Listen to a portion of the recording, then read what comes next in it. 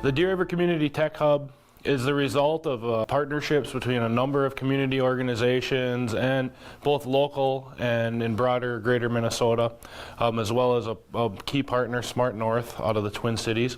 It's a safe, joyous space for kids ages 12 to 20 plus to spend primarily after school working on passion projects, things that they're interested in, using technology to create, design, and sort of promote their passions.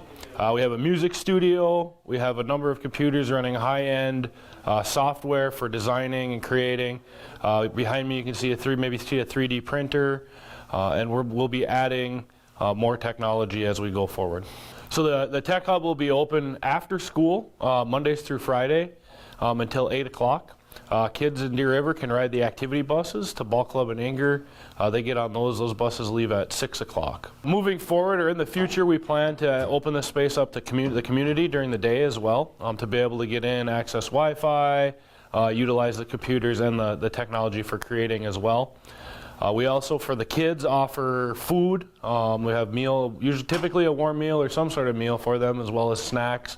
We have a clothing closet, so if they're in need of any kind of warm clothing or things like that, they're able to access it here as well. And our staff are going to be trained in social emotional learning to help support those kids with whatever needs they might have.